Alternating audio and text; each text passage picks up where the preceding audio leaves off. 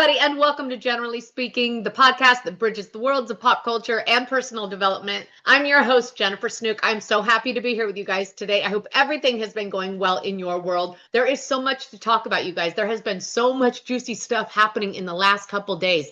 I mean, we're going to be getting into Joey Gorga's big debut on Turning the Tables with his big sister, Teresa. We are talking about the Beckhams. We are going to get into the Blake and Taylor of it all. And we're going to talk about Amanda and Kyle because I smell something fishy. And then we're going to do a deep dive of that incredible Potomac girls trip. Oh my God, what a trip from hell. And then we're going to get into part 2 of the Salt Lake City reunion, you guys. But before we get started, if you're watching this on YouTube, please make sure you reach out and smash that subscribe button. I would appreciate it. So you guys, guess what? On Turning the Tables this week, Teresa Giudice had a very special guest. Joey Gorga made his big debut on his big sister's podcast, and you know I had to listen. Starts out and Teresa introduces him as her handsome big brother. And Joe is just beaming. And I'm telling you, I am such a softie. I get choked up just watching Teresa say something nice about her brother. I mean, it's ridiculous, honestly. But I just love seeing Joe Gorga so happy and having his sister and his nieces back in his life. You can just tell it's a really big deal for him. I mean, it's just so obvious. And you can actually tell that it makes Teresa really happy too. So, I'm always team family. So Teresa starts out by saying, okay, well, why don't you tell me one time that you had to turn the tables? And Joe's like, one time I had to turn the tables. And he's really thinking about it, you guys. And he's really, I don't know. Yeah, I don't know, Teresa. I don't know. And I'm sitting there thinking, hello, how about right now? You had to turn the tables with your sisters so you could get past, that bump in the road that you guys hit for a few years there. But anyway, Joe could not come up with a time that he had to turn the tables until he said, well, I know in business, I'm constantly turning the tables because, I'm constantly faced with challenges. Then they take some fan questions. And one of them says, the first one says, so Joe, after so many years of tension, what was the first thing that you felt when you reached out to reconnect with Teresa? Was it relief? Was it confusion? Or was it something else? And Joe thinks for a second and he goes, honestly, it was just happy. I just felt happiness. And he goes, and relief, obviously. I mean, it felt good. It just really felt good. And, I knew she'd come back eventually. Yeah, I used to say that, watch her. She'll come back. She'll come back. And he says, and when we first met, he goes, hey, tell him the truth, Teresa. How was it when we first met? And she goes, yeah, it was easy. It was really easy. And the producer says, so it felt like no time has passed. And she says, yeah, exactly. And Joe goes, did you miss me? There's a brief pause. And then Teresa says, yeah, I missed you. And Joe says, good. I want to hear it. And Teresa says, I know you do. Did you miss me? Did you miss me? And he goes, yeah, I did. I already said that. She goes, yeah, good. Well, of course he missed me. Of course he missed me. I was a good sister. I mean, I am a good sister. And I'm just sitting there thinking, she just said that she was a good sister. If you were a good sister, Teresa, you guys would have never been in the situation that you were in for that period of time. That whole nightmare happened because you weren't a good sister. And I mean, the truth is, I sit there and look at Joe and he's so happy. And as much as I pray to God that these two never have another harsh word between them and that they live in harmony the rest of their lives, I really have to doubt that that's how it's going to shake out. If that is still her mindset, if she still believes that she was a good sister, right? Because believing that is delusional. And I mean, Teresa has to begin to take some accountability if she ever expects to show up differently in their relationship. I mean, honestly, Teresa was the kind of sister that nightmares are made of. And in order for Teresa to be a better sister, she has to realize where she was failing as one. And honestly, the real truth is that Teresa needs to change her relationship with herself if she ever expects to have any real lasting change with her brother or anyone else in her life. But I'm glad they're talking. I really am. Because if you don't at least build a bridge, then you can never get over it. And then, you guys, by God, we have all this Beckham family fallout. What a shame. This is such a heartbreak for everyone in this family. I mean, family drama sucks all the time. But I mean, when it's on a world stage like this, not that it makes really any difference. I mean, the truth is, this also is just a testament to the fact that you can have all the money in the world and still really have deep personal family problems that rip your heart apart, right? I mean, heartache does not discriminate. It doesn't matter how much money you have. This kind of shit is just part of the human condition and has nothing to do with how fat your wallet is. This has been brewing for a long time. I mean, when I knew that she was having wedding dress drama, I just knew that this was not going to be good. And here we are now with this wild statement from the young husband of Nicola Peltz, the only daughter of billionaire Nelson Peltz. Nicola married Brooklyn Beckham, the slightly awkward oldest son of Sir David and Victoria Beckham, in 2002. And since the wedding, things have only gotten more tense between the family. And then suddenly they stopped showing up in the pictures. I used to watch those pictures very closely to see if they were showing up. And then they just disappeared. And then it was David's big 50th birthday party, I think, that they didn't show up to. And then he had some other big milestone career event, and he didn't show up to that either. And then apparently he unfollowed his family. And now we have a statement. Brooklyn Beckham put out a statement that says, "I have been silent for years and made every effort to keep these matters private.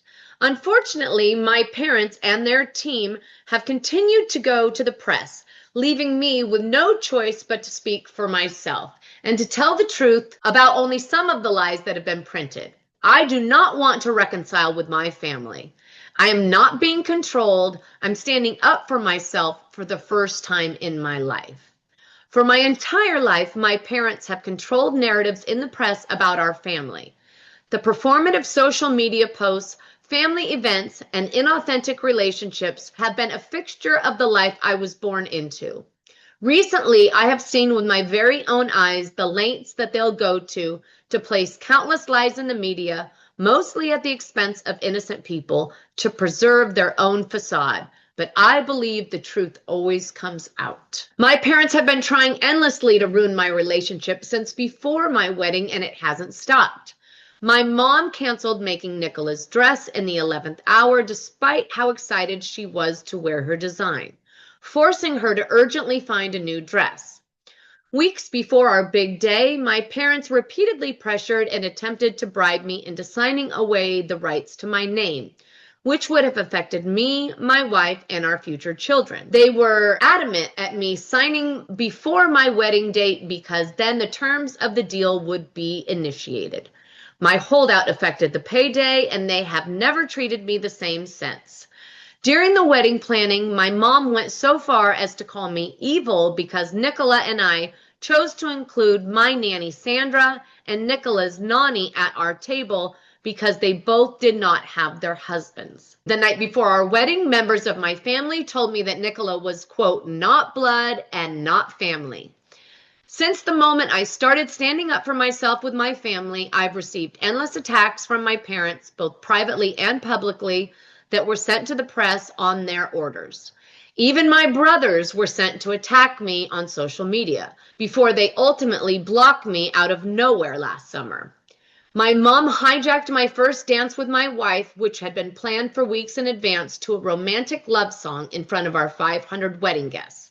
Mark Anthony called me to the stage where in the schedule it was planned to be a romantic dance with my wife, but instead my mom was waiting to dance with me instead. She danced very inappropriately on me in front of everyone. I've never felt more uncomfortable or humiliated in my entire life. We wanted to renew our vows so we could create new memories of our wedding day that bring us joy and happiness, not anxiety and embarrassment. My wife has been consistently disrespected by my family, no matter how hard we tried to come together as one. My mom has repeatedly invited women from my past into our lives in ways that were clearly intended to make us both uncomfortable. Despite that, we still traveled to London for my dad's birthday and were rejected for a week as we waited in our hotel room trying to plan quality time with him. He refused all of our attempts unless it was at his big birthday party with 100 guests and cameras at every corner. When he finally agreed to see me, it was under the condition that Nicola wasn't invited. It was a slap in the face. Later, when my family traveled to LA, they refused to see me at all. He says, my family values public promotion and endorsements above all else. Brand Beckham comes first. Family love is decided by how much you post on social media or how quickly you drop everything to show up and pose for a family photo op, even if it's at the expense of our own professional obligations. We've gone out of our way for years to show up and support at every fashion show, every party, and every press activity to show, quote, our perfect family. But the one time my wife asked for my mom's support to save displaced dogs during the LA fires, my mom refused. The narrative that my wife controls me is completely backwards. I have been controlled by my parents for most of my life. And for the first time in my life, since stepping away from my family, that anxiety has disappeared. I wake up every morning grateful for the life I chose and have found peace and relief. My wife and I do not want a life shaped by image, press, or manipulation. All we want is peace, privacy, and happiness for us and our future family. And as much as I know that this doesn't sound good, I also know that there are two sides to every story, right? Because we all know that there are. And also, I know people personally, very good people that are very close to me, that have worked with both Victoria and Nicola. And I trust these people with all of my heart. I mean, truthfully, I would trust them with my life. These people have worked with both ladies and worked with both ladies even before Nicola was with Brooklyn, right? So completely independent. And they no longer work with Nicola. They do, though, still work with Victoria. So anyway, I'm Team Beckham on this one, you guys. I mean, these are some complicated dynamics. I mean, we all know that money is not the issue because we all know that the Peltz family has more than the Beckhams.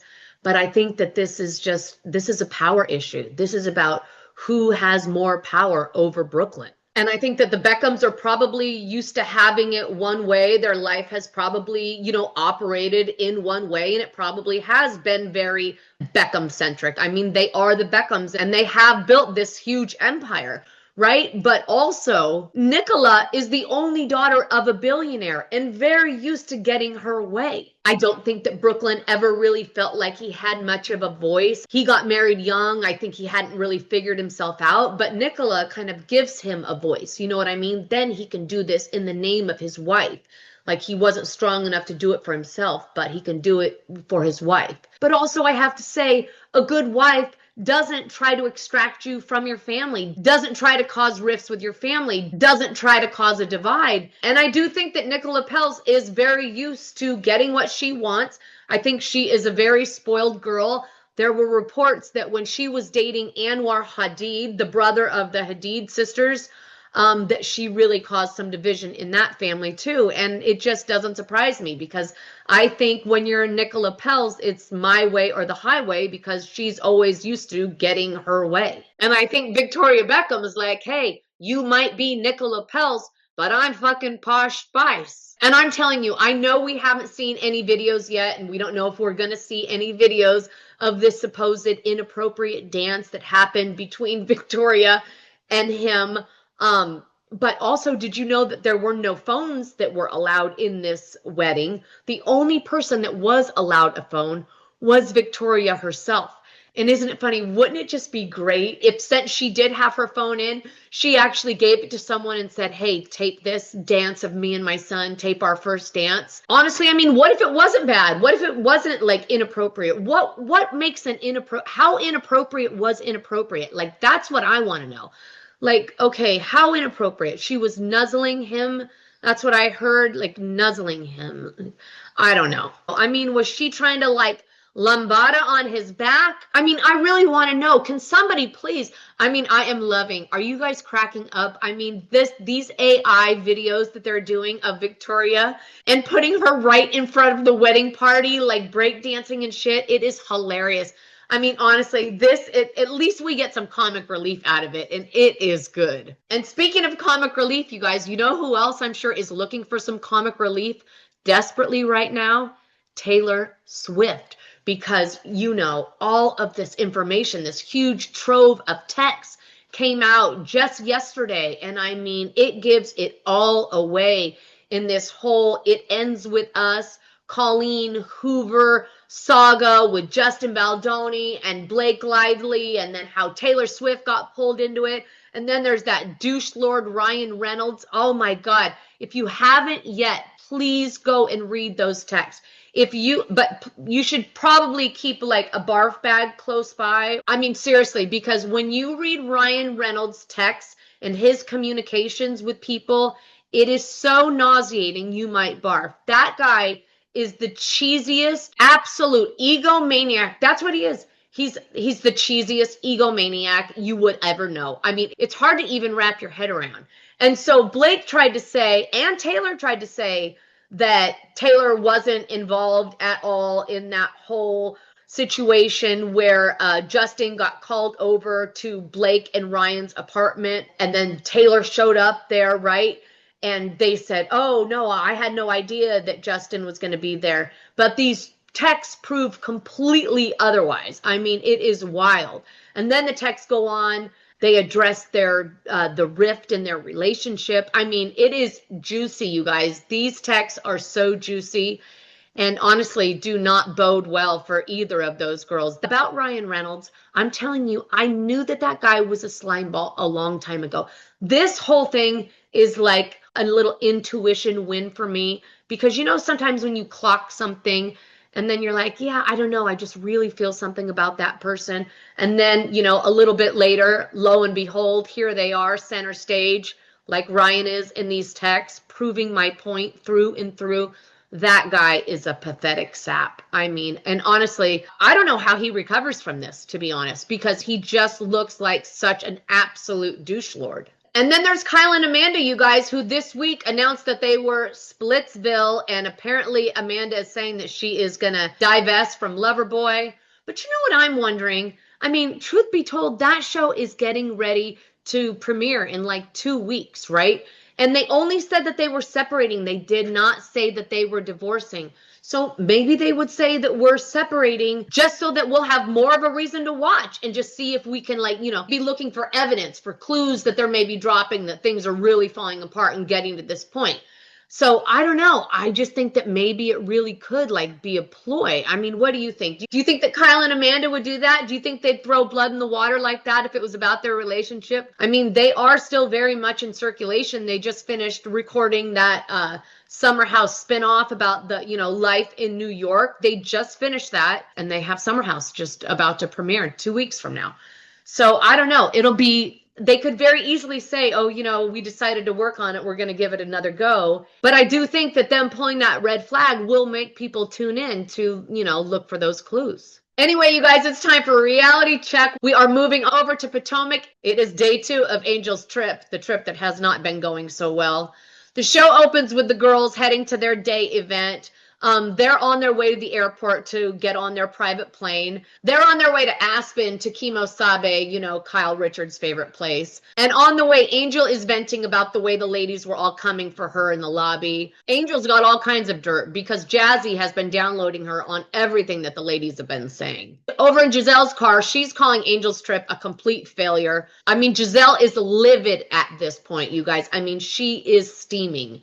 They all arrive on the tarmac, and then they load onto this private plane. Ashley says, don't smell me, everybody, because I didn't get a shower. Clearly a dig. Then right after that, Angel says, well, firstly, good morning, ladies. I'd like to start off by saying that I am just so sorry about your accommodations. And Giselle says, too late, too late. Kay says, well, you know, let's hear her out. And Giselle says, no, let's not, because there's nothing to hear, Kay. And then Wendy goes, no, you know what? There's not. No one even asked if we're okay. No one even fake pretended to care. She says, no one said, hey, can we send an Uber for you guys? We can come and pick you up and bring you over and you can take a shower at our house. She says, that's what a real host would say. Giselle says, but instead, we haven't heard jack shit from you guys. Giselle says, there is absolutely no way on hell that I would have a trip and leave these ladies high and dry with no water to wash our ass, to brush our teeth. Wendy screams, to even flush the toilet. We can't do a damn thing. Angel says, well, first of all, listen, I want to apologize. I am sorry. Giselle says, it is too late. Giselle says, you know, I don't get it.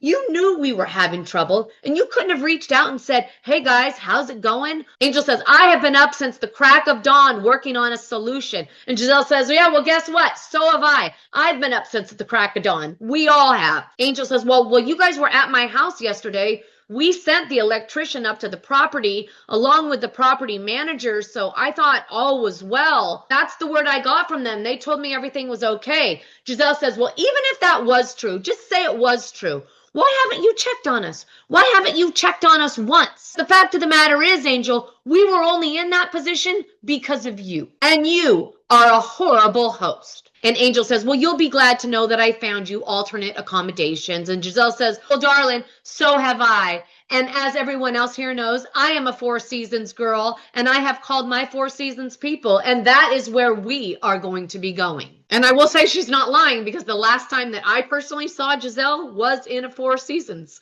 Then to camera, Giselle says, you know, we have been doing these trips for 10 years, and I'm telling you, we have been on some trips. And in regard to the accommodations, this hands down the worst. She says coming in a close to was Chesapeake, which was horrible, but this is worse. Angel says, well, we are going to have a great trip in Aspen. And Giselle says, well, it won't be because of you. And Angel says, well, I'm the reason that we're on this private plane. And Giselle says, well, I would rather have running water than a jet, honey. The ability to wash my ass is more important than a jet. And honestly, dear God, I have heard Giselle mention washing her ass more than I ever imagined I would. Angel says, my intention was never for you to have a poor experience. I really don't want you guys to have a bad time on my watch. I don't. So I really hope that we can have a good day. And then Case goes, let's toast. And Stacy goes, toast?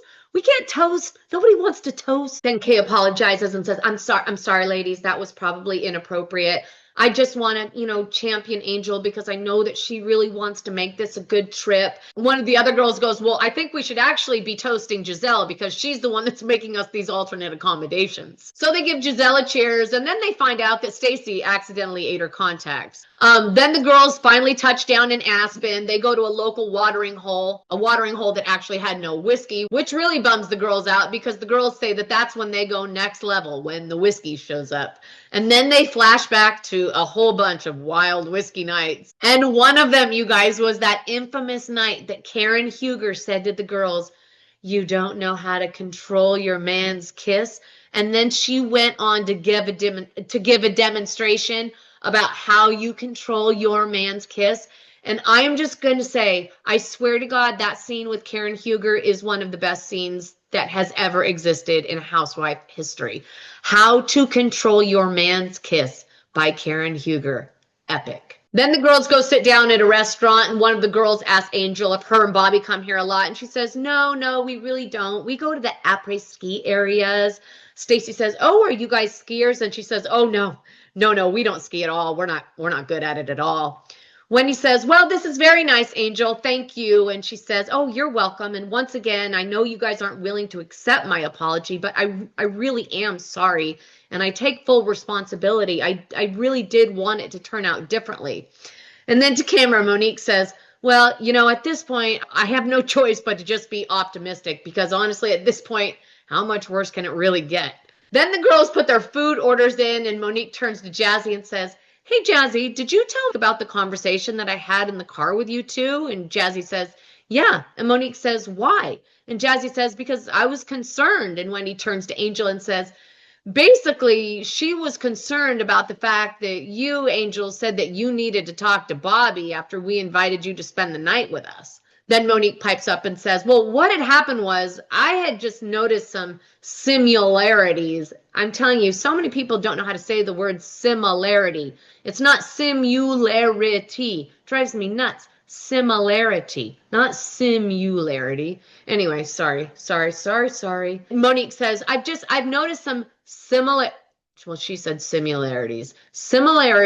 And my concern is I don't want you to get to the point where you explode. Because sometimes, when you're doing so much as a wife, even if you have a partner who's contributing, sometimes it's just still not enough. And then when you get in girls' circles, you get kind of hard and defensive because you're always ready to attack and defend because of what's going on in your house that your friends really aren't privy to. She says, and I just know the point that I had to get to before that awakening for me, and I just don't want to have to see you go through the same thing. But Monique, understand this. Of course she does, because much in the same way that you couldn't be told back then, no one could have told you that then. You had to learn that. You had to live it, and you had to live it before you could learn it, right? People don't learn by listening, right? So you could talk to her till you're blue in the face.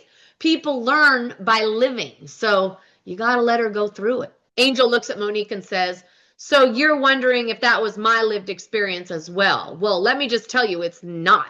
Then to camera, Angel says, Monique doesn't know anything about my marriage. My husband pampers me to the nth degree. This is not a depleted woman that you're looking at. This is a fulfilled woman full of love and abundance and happiness. Angel says, me last night checking in with Bobby is just a respect thing. Those are our kids. And Giselle says, hey, speaking of kids, you've known that this trip has been happening, so why wouldn't you have arranged childcare so this isn't even an issue? And she says, I did have a babysitter, and I have a babysitter there today too. But I still have to discuss my plans with my husband. And then someone says, I think the bigger issue here, Jazzy, is that you knew that Monique wanted to have this conversation with her herself. And she says, yeah, well, she's my friend. And Giselle says, when did you guys become such good friends? And she goes, well, we've always been friends. She calls me all the time since we first met. And she goes, Angel wanted me to stay at her house, but she just somehow ended up with Tia by default. And Tia turns to her and said, where in God's name did that come from? And Angel says, well, it is true that I did want Tia and Jazzy and Kay to be at my house, but then with space restraints, I couldn't have 3 people. And Tia turns to Jazzy and says, well, she couldn't have 3 people. And it looks to me that if she wanted you there, you would have been there. But she chose me. And then Wendy says to Angel, Angel, you need to just be straight. She goes, I just want you to stand on business and stop playing. Just say what you mean and mean what you say. Say I fuck with these people and I don't fuck with these people, right? These people are coming in my castle. These people aren't. She says, that's what you have to do in this group, especially when you're on vacation. Wendy said, when I did that first couples trip to Chesapeake, that's exactly why Giselle and her foot and Robin were upstairs. Because I wasn't fucking with them. And I wasn't pretending like I was. And Giselle says, Angel, you were trying to screw us all over. And Angel says, that is not true. Giselle says, that is true. Giselle says, moving on, let's just try to go and have a good time at Kimosabe. And then Angel says, every time I open up to this group with my truth, I am just met by more of this. And this is just another example. And at this point, you guys can just believe what you want to believe. As everyone's getting up from the table, Tia says, I feel like Angel's become a target. She says it's becoming a pile-on, and I think she's handling it the best she can. And then Ashley says to Angel, you need to find your last bit of energy. We need to make this day better. And Angel starts to get emotional and she says, it's just so upsetting. She goes, because what I'm telling you guys is true, but you're interpreting it like I'm lying. And it's just really painful for me. She says, I'm an empath. So it's painful to feel that energy, especially when I know I'm telling the truth. Monique says, I feel like everyone really is being hard on Angel. And I feel like the best thing that she could do if she wants to continue with these friendships is just really try to be as open and vulnerable as she could possibly be. And if they judge her, she needs to not care. And then Giselle walks over and she says, so ladies, are we going? Are we going to Kimosabe or what? And then they all walk away, hi-ho silver, on their way to Kimosabe. They arrive and Angel does this big, welcome to Kimosabe, the world famous Kimosabe, where I got my first cowboy hat. I got a custom design. It's where I get all my pieces done. I get my chokers, my mountain lion necklaces. This place is very near and dear to my heart, and I am so excited to share it with you all. And then all the girls start shopping. And then Angel to camera once again says, oh, I've spent so much time in Kimosabe. Bobby loves to buy knives here. He loves to buy holsters here for his guns. It's a celebrity hotspot. When you come to Aspen, you have to go to Kimosabe. Stacy starts gagging because of all the leather that she's smelling because she's a vegetarian. But really, I think she's just grossing out so she doesn't have to buy anything. Have you noticed that Stacy never buys anything? Honestly, Stacy's not down to spend $1. But the rest of them all find themselves special pieces, hats, jewelry, belt buckles, I don't know, all of it. Then Kay says to Angel, hey, I want you to know that I'm really paying attention to your feelings. And I know this has been a really important trip to you. And I don't think the way that they're coming at you is fair. And then to camera, Kay says, you know, what they're doing to her reminds me of what they were doing to her in Nevis, but this is even worse because she's like hosting this trip and doing all this for everyone and they're treating her horribly. She says it feels like every time she tries to take 10 steps forward, they keep pushing her 10 steps back. And Angel says to her, don't worry about it. I'm pretty sure they're all just determined to misunderstand me. Then Ashley gets behind the barn, whips up a round of pink pussies, which gets the girls all juiced up, which you know Ashley loves. She says that she actually used to be a bartender in real life for about 4 years at a members only club. And that is where she met the one and only Michael Darby. Oh my God, that guy, remember him? And honestly, how glad. Let's just take a moment to give thanks for the fact that we don't have to look at Michael Darby's face anymore. Thank you, God. Amen. Ashley claims that this pink pussy is the wettest, the juiciest, and the tastiest. Stacy says, I've never tasted that. And Ashley says, yeah, so I've heard. Ashley buys herself a $4,000 belt. Kay bought herself $1,400 sneakers. Tia bought herself a bolo tie, even though she hardly knows how to pronounce it. And then Giselle bought herself some diamond studs. She spent $1,000. I don't know why everyone has to be talking about how much money they're spending on their shit, but they are all talking about it. Wendy says, I bought my daughter some turquoise earrings for her birthday. They were $225 because we're not the only ones that are rich. Our kids are rich too. And I just sat there thinking, your poor kids someday are going to have to watch this. And your poor kids are going to think, no, Mom, we weren't rich. And neither were you. It was all a front. And you sit here and you talk about how everybody else is fronting and nobody is fronting bigger than you. Then the girls all go upstairs to the VVIP area where they have a little tequila tasting. And while they're having cocktails, they suddenly get a special guest appearance by the one and only Mauricio Umansky. And all the girls start whispering and the energy totally changes instantly. And everybody's like, oh my God, he's single now. He's a single man. Oh my God, he's a single man. Oh my God, Mauricio's here. And he's like, hey, Giselle. And everybody's like, oh my God, Giselle, he's into you. He knew your name and da da da. She's like, do you mind? That is Kyle's husband or soon to be ex-husband or whatever. But they're like, so what? So what? It doesn't matter. She's like, no way. Completely off limits. And Giselle makes it very clear to the girls and the camera that she is not doing any dipping in the Beverly Hills pond. She did say that if they didn't have that pond in common, that she would not mind getting horizontal with the guy, but they have Kyle in common, and so she's not going there. Well, I mean, they don't really have Kyle in common, but you know what I mean. Then Angel asks Mauricio if he's ever gone fly fishing, and he says, yeah, it's great. Is that what you guys are going to do? You're going to love it. And she says, yes, I'm taking them all fly fishing. And then Angel goes on to say, Wonderland's fly fishing experience offers you luxury accommodations and a chef with an open fire meal. It's the quintessential Colorado experience, and I just want to be able to show that to the ladies. Mauricio asked the ladies if they've gotten their hands dirty at all yet, and they go, not yet, but we're willing to. Stacy asks him if he's going to be out tonight, and he says, yeah, I am going to be out tonight. And Giselle decides that she needs to drop the hammer one more time and remind the girls that Mauricio is indeed off limits. But Ashley is looking at Mauricio with hungry eyes, and Stacy's looking at Ashley like, are you really going to let Giselle stop you from getting your man? And Ashley's like, man, I have never seen this side of Stacy, but I am into it.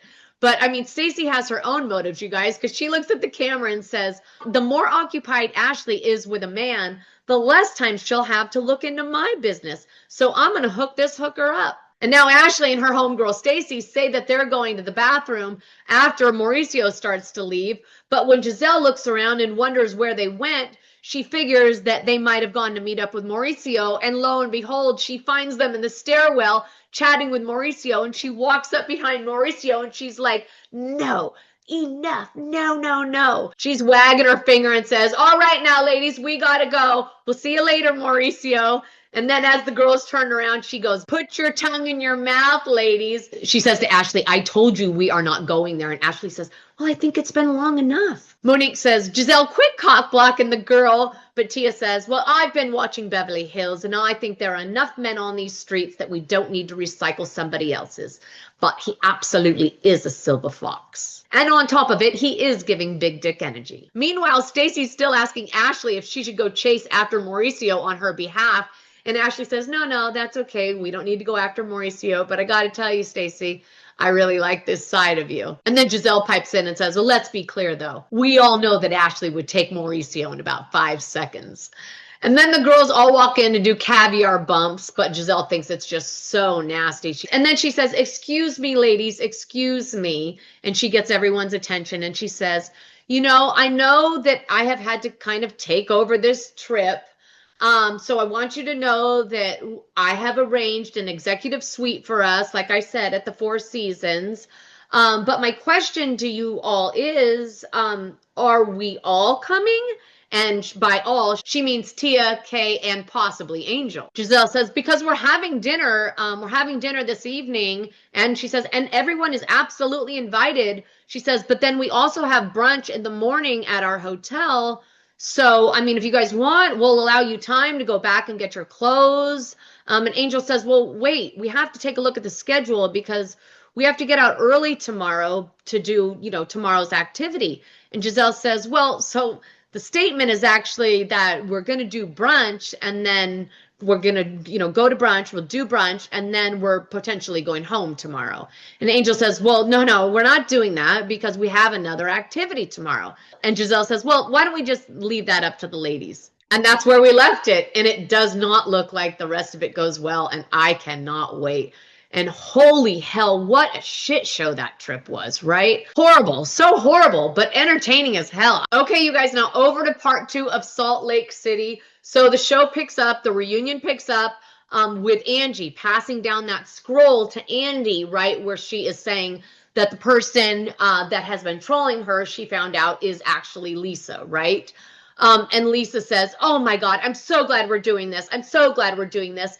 Andy unrolls the scroll. And then you can see this whole Candace account, right? Angie says that there was this account that used to follow her and leave negative comments. Angie says that they found out that this account that was leaving negative comments was actually attached to Lisa's phone number. Whitney says to Angie, please make it clear to Andy how we figured this out. And Lisa says, oh my God, this is such a joke. But it is very clear that everybody else has come to a firm conclusion that this link was sent to the number that was attached to Lisa's phone. Whitney says, well, I put in the handle and it said forgot password. And then it sent a link to the number. And that number was Lisa's number. I mean, you know the way that works. Sometimes if you don't know, then you punch that in and then you get an alert on your phone and then you okay it, right? And then you get in. So Lisa on her phone, I'm sure she probably got an authentication code and she was probably like, holy shit. And then Angie goes on to say, I watched this account for 2 years and it was defending Lisa everywhere. And when she got mad at me, I started noticing that this account started saying the same kind of negative things about me. She says, and then it was Electra's birthday. And she says, and I didn't have a lot of followers at the time, so I could see who was watching my stories. She says, it was Electra's birthday and this Candace account saw what I posted about my daughter's birthday. And then just a few minutes, Lisa Barlow herself texted me, oh, happy birthday to your daughter. And Angie says, but how would she have known? Because I didn't post it anywhere else. And it's not like Lisa just knows Electra's birthday. Lisa says, my phone number is not attached to that account. And Heather says, well, maybe not anymore. Lisa says, you guys are fucking crazy. And Angie says, you're fucking crazy. Lisa says, you're fucking crazy. I mean, honestly, it sounded like a bunch of teenagers in the back of their parents' car driving them crazy. You're crazy. No, you're crazy. Lisa says, it is not me. And Heather screams, well, then why is your phone number attached to it, Lisa? And honestly, we are not even 2 minutes into this second part of the reunion, and Andy's eyeballs are already going wild. Lisa screams again, it's not me. Bronwyn says, well, you're acting like you're not above doing something like that. Heather says, Lisa, Candace knew things about me that I've only told you. And Lisa says, oh, Heather, you just want another proof, receipts, timelines. Lisa looks at Meredith and says, I already showed you the proof. I know you know that it's not me. But then she turns to everybody else and says, and I'm going to show you guys. I'm going to show you guys the proof. And you're going to know that it's not me. And you're going to owe me an apology. And Heather says, you owe us an apology. You owe us an apology because we've been covering your ass. She says, you think we've been covering for Brittany? We've actually been covering for you. And then Andy says to Lisa quietly, while you were screaming, you just actually admitted that it was your number. Then he says, okay, moving on. But at this point, nobody's really ready to move on. They're still just, no, it was. Yes, it was. No, it was. It wasn't me. Yes, it was. They're still going back and forth. Andy's getting more and more frustrated. He's like, guys, stop. Guys, stop. Ladies, come on, please. And they're, no, you. No. I mean, it was pandemonium. Just like a gaggle of high school girls. Andy screams, we need to move on. He screams. They still don't respond. Finally, Andy just stands up and walks off the stage. And Mary's like, Andy's gone. Andy's gone. She says, Andy, please don't go. And then all the girls, Andy, we're sorry. Come back. We're so sorry. Anyway, Andy comes back. He says, ladies, come on. He sits down. He says, Heather, on Watch What Happens Live, you said that you had proof and receipts and timelines that Lisa was the one actually leaking the information. Is what we were just talking about what you were talking about?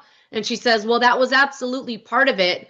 The other part is the whole rolling thunder of it all. And Lisa's like, oh, you want to go there? You want to talk about what you said in the Red Rocks? You want to talk about those pictures that you have on your phone? Andy says, what's rolling thunder? And Heather says, oh, everybody on this couch knows who Rolling Thunder is. And Bronwyn says, I don't. And she goes, yes, everybody knows, Andy. Meredith can explain it. And Meredith pipes up and says, they're alluding to a photograph of me with someone that I dated while Seth and I were separated. I mean, it's nothing, Andy. They're trying to make this into a big gotcha moment. But really, it's just embarrassing.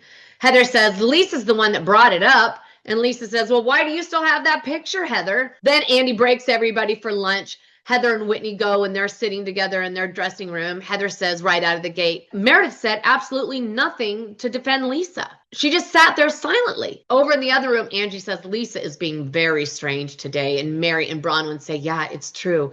She is. And Angie says, she's being mean. I mean, that part doesn't surprise me. It's just more this, I don't know what she's doing, but she's just trying to stay so contained. But she's gotten so good at telling everyone that they're always speaking over her. And so she's got herself into this zone and you can't like shake her. Meanwhile, in Lisa Barlow's room, she looks at Meredith and says, how do you think it's gone so far? And Meredith says, well, I think you're doing good.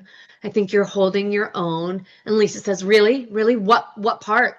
And Meredith says, well, like, I don't know. I don't know. Nothing specific. Just, well, and Lisa says, well, the airplane ride's going to come up and, I think we just have to be prepared to have each other's backs, because I mean, we know what happened. We know the truth. And you can't argue with the facts. And Meredith says, why do you think they're so obsessed with us? Honestly, it's just weird and creepy. She says, literally, it's like the most fraudulent shit I've ever seen in my life. Then as they're all coming back from break, they're all sitting there. And as Brittany's trying to pull her dress up to cover her boobs, which never ended up happening, she says, oh, look, there's all that Greek food. She goes, oh, that's fun. And then the camera cuts to Meredith, who's like in a trance, in a cheese trance. Meredith says, I can't tell if it's real. And she's just staring at the cheese. I can't tell if it's real or if it's plastic. Mary says, I think everything's real. And Meredith keeps looking and says, I can't tell if it's plastic or if it's real. And Lisa says, I think it's sprayed. And then they're back. And Andy says, well, after a 2-year renovation, we saw the grand opening of Mary's Faith Pentecostal Church, Faith Temple Pentecostal Church this season. But it turns out that Mary's been preaching the good word to her beloved son, Robert, and her flock of troubled housewife disciples all along, proving that the M in Mary M. Cosby stands for mediator. And then he runs Mary's package, and then they cut to that scene where she went back to the church with her cousin. And then they flash to the scene where Mary's at church when she went back and invited all of the housewives. Andy says, Mary, I really loved seeing you preach. And Mary says, thank you. And she's wiping away tears. And he says, what's choking you up? And Mary says, my son, he's incarcerated right now. And Andy says, yeah, so what happened with that? And she says, well, Robert Jr. kept going over to his wife's house even after they got restraining orders against him. He just kept going over there for some reason, she says, and they just kept calling the cops on him. And finally, the cops arrested him, she says. And she says, not only did they arrest him, but they tased him, and she's getting choked up. But then she goes on and she says, and I know it's really unfortunate because it's so hard to see your kids go through something like that. She says, but Andy, I have to believe that this is happening because it's supposed to be happening. And so I have to have faith that everything is happening in God's time and that what he's going through is serving him to become better. And truthfully, that is what real faith is believing that even when the hard stuff is happening, it's happening for a reason, even when it hurts like hell. Mary says, at some point, I have to step back and just let him make his own decisions. She says, and unfortunately, right now, he's having to learn the hard way. And he says, well, have you been to visit him yet? And she goes, no, and literally looks offended. And she goes, I don't want to see my baby like that. I don't want to see my baby behind bars. And he says, well, what about Robert Sr.? How is he playing in this whole thing? Has he been to see him yet? And she says, no, he hasn't been yet, but he has been talking to him.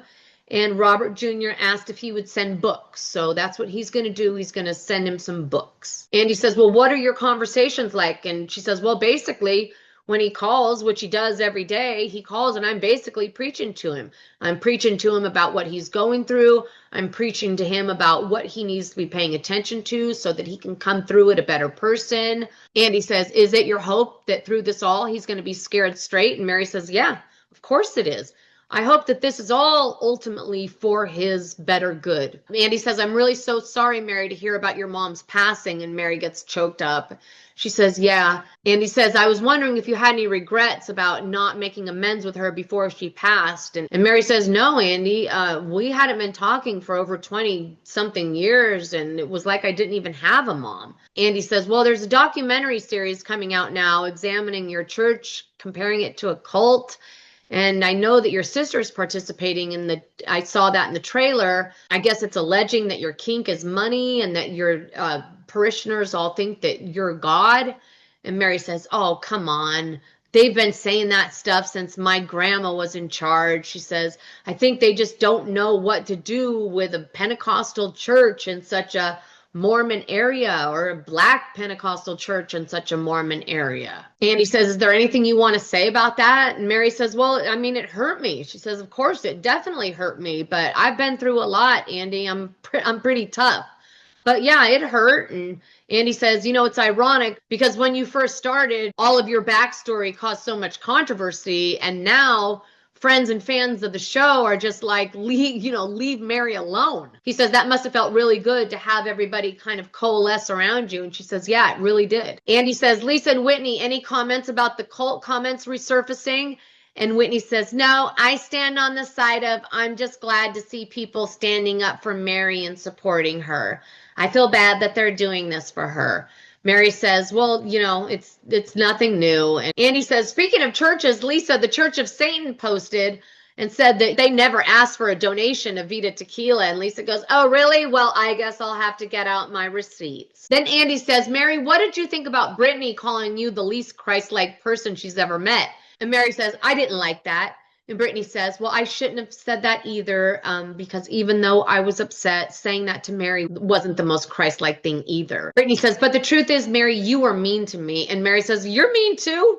You just pretend you're not. Brittany says, well, do you ever feel bad about being mean to me? And Mary says, I'm not even mean to you. I just respond to you, Brittany. And Brittany says, oh, really? Calling me a friend and asking me why I'm even here? That's not being mean? Then Andy reads a comment from a viewer and he says, so Mary was right about Meredith not sticking up for Lisa on the yacht trip. Meredith, what exactly is your version of sticking up for a friend? And Meredith says, well, because we really are friends, I didn't read the suit. I just heard about it from her. And so I couldn't combat what they were saying because I didn't know anything about it. Then Lisa says, Meredith is a good friend of mine. And Mary says, oh, now you're good friends? And Lisa says, no, we were always very good friends. And Mary says, no, that's not true. Mary says, remember when you said that she was a whore and sleeping with half of New York? Everybody starts laughing, and Lisa goes, oh, and well, if you want to go down the list of everything that everybody's ever said about Meredith. And Mary says, no, we're talking just about what you said about Meredith. And Lisa says, I am so motherfucking sick of hearing the same goddamn things on repeat. And Mary says, please don't take the Lord's name in vain. And she says, I don't normally. Lisa says, it was 4 or 5 years ago. And Andy says, yeah, but as a viewer, it penetrates my thoughts when I watch the two of you and the fact that you were able to get through all of that. Meredith says, the funny thing is everybody calls me a grudge holder, but clearly I can get over the grudge. I mean, I did with Lisa, obviously. Meredith says, I just don't get why I'm being called the grudge holder. And he says, well, honestly, I think it's great that you and Lisa have moved on. I just, is a little mind-boggling. Then Andy says to Lisa, so Lisa, were you surprised that Mary took your side? And Lisa looks lost for a second. And Mary says, Lisa doesn't care. Lisa's all about Lisa. And then Lisa starts to talk, and Mary says, she probably doesn't even know what you're talking about, Andy. And then everybody starts to giggle, and Angie says she doesn't look like she knows. Mary says, he's probably going to have to help her. Lisa says, no, I do. I'm just marveling at what you're saying. I can't believe it. And Mary says, well, Lisa, I'm asking you a question. Can you answer it? And Lisa says, yeah, I'm going to. And she goes, well, can you answer the question? I need you to answer the question, Lisa. That's why we're here. Lisa says, I'm being thoughtful and pragmatic. And you should be happy and thankful that I'm pragmatic about what I say. Mary says, well, honestly, I'm not happy about any of this, Lisa. Lisa says, this is just so left field. This is just wild, Andy. Andy says, did you know that Mary took your side? She says, yes, I did. And I explained that to Mary, and I've had numerous conversations over the last 5 years, and I've apologized. Mary doesn't move on. She just keeps taking us backwards.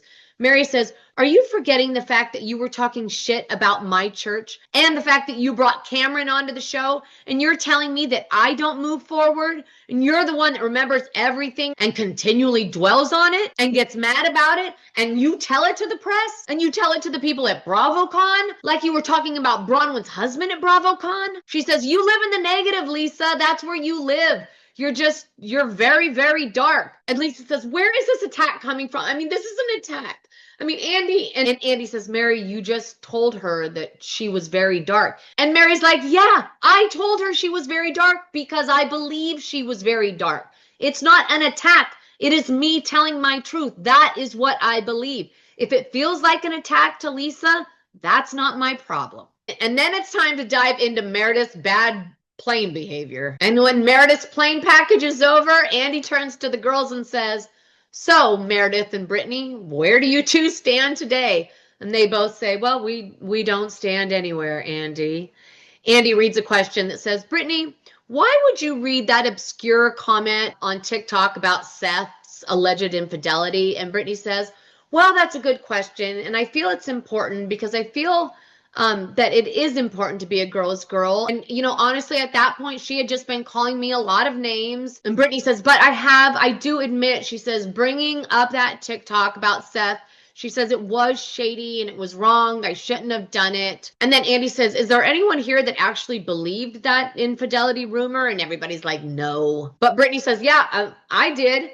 But it's still true that I shouldn't have told Meredith in that moment. Meredith says, your intention was to hurt me.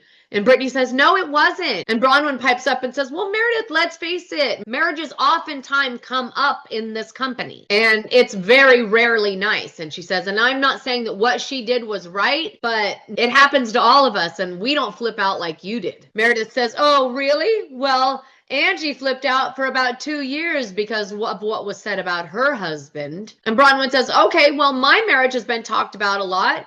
And you didn't say, oh, I saw that on TikTok. You actually went ahead and said that you knew firsthand that my husband was cheating on me. And I didn't flip out and I didn't bully anybody either.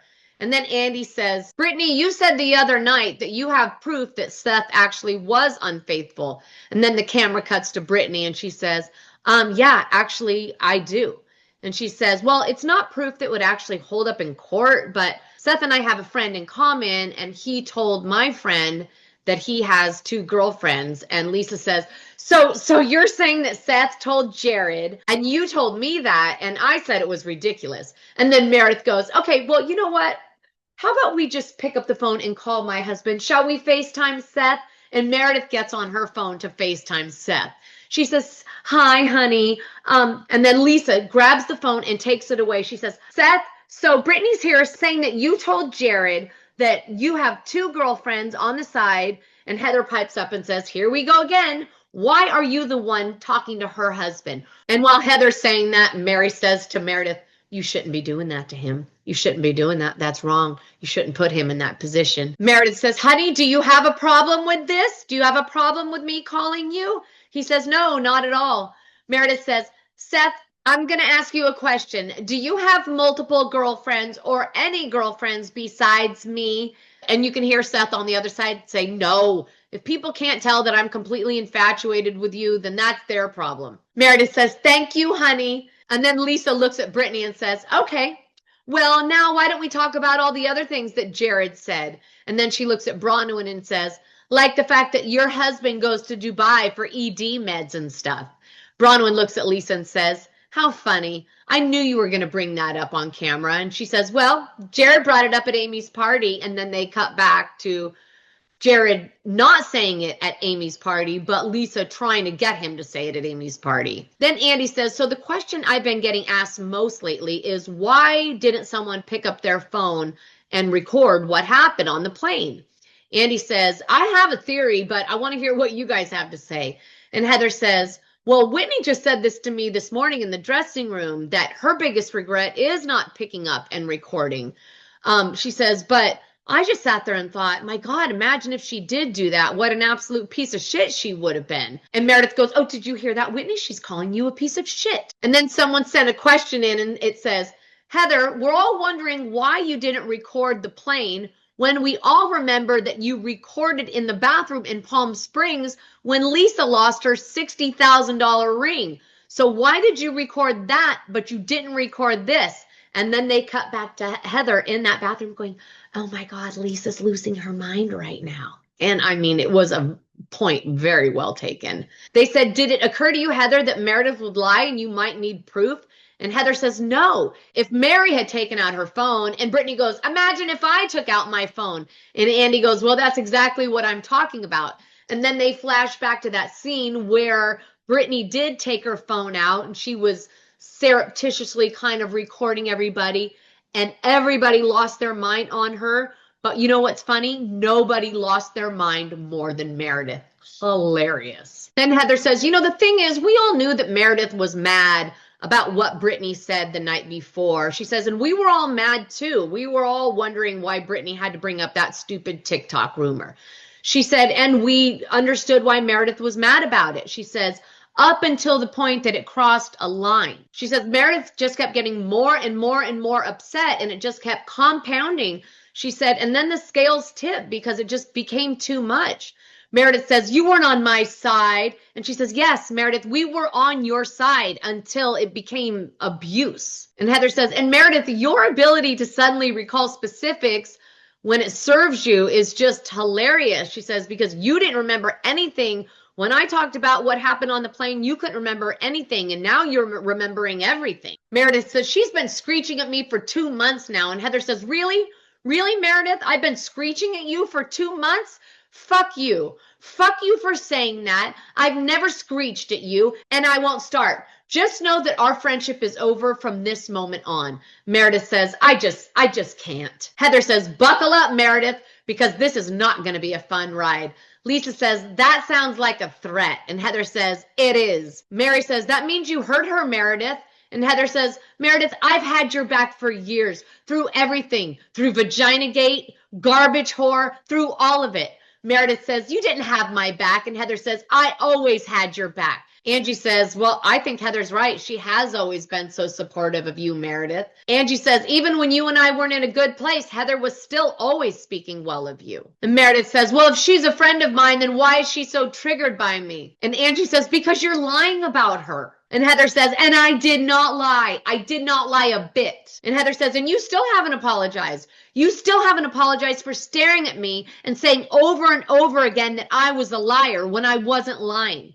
Then Meredith says, before we get into this any further, I have one question for the group. I never said that nothing happened. What we don't agree on is what exactly happened. And Meredith says, and I can't for the life of me understand how anyone who was Brittany's friend didn't get up and tell her to get up. No one came over and said, hey, are you okay? I'm concerned about you. Heather says, that's not true. I did. Then Heather says, why don't we talk about what's not being said here? And the fact that we've actually been protecting you, Meredith, because we haven't gotten into the nitty gritty of the shit that you were saying. Whitney says, and I told you to calm down multiple times, Meredith. And Meredith says, no, you didn't. Yes, I did. Meredith says, well, I would like to talk, but everyone's screaming. Whitney says, I'm just saying that every time I tried to calm her down, she tried to pull me into the fight. She was trying to say she wanted to see the TikTok. I want to see the TikTok. Show me the TikTok. Then Andy says, okay, one at a time. Meredith, what do you think? And Meredith says, the only engagement I had with Whitney on the plane was in the last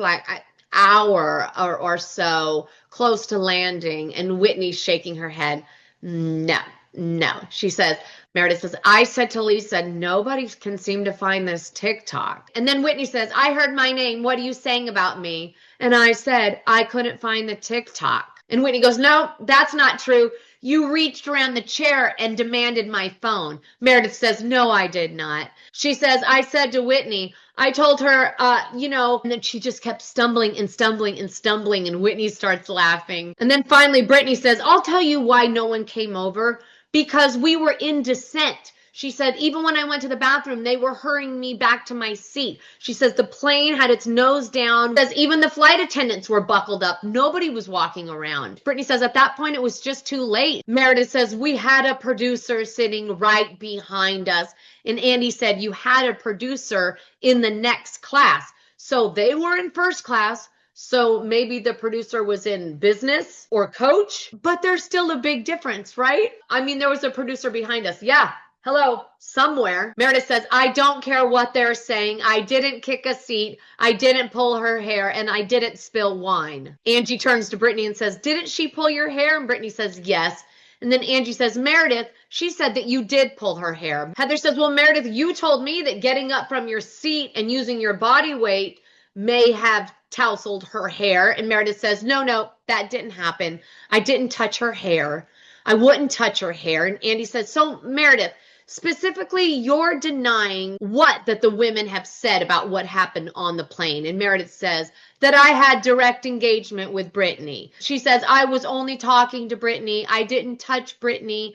The only time I had any contact was when Lisa was sleeping and I had to climb over her. That was the only verbal or physical contact I had with Brittany on the plane. Andy says, can I ask you this? Did you have a drink before you got on the plane? And Meredith says, okay, let's backtrack. And I'll get back to that, Andy, but let's just backtrack real quick. She says, I want to revisit just for a minute. I think it's really important here for us to all take a minute and talk about what's been going down the wayside. And Andy goes, well, okay, well, what's that? And she says, the real reason why I have an issue with Brittany. And Andy says, what's that? And she says, well, it's rooted in bigotry. And it's something that I addressed with her off camera. And she was very nasty to me. She says, finally, she eked out an apology. And Brittany says, eked out an apology? I snuggled you. And Andy says, well, what is it that you're referring to? And Meredith says, well, the fact that she supports a bigot. Meredith says, so there was this nail technician, and this was all over the news. It was all over social media. And he had a gentleman that he was working on. And when he found out that the gentleman was Jewish, he made a comment, a derogatory comment. He made a comment that Jews are all just a bunch of pedophiles who then escaped to Israel so they don't have to be prosecuted. She says, and the poor Jewish man that he said that to went ahead and put that on his Google reviews page. So he had a bunch of people coming for him because of the story that the Jewish man told.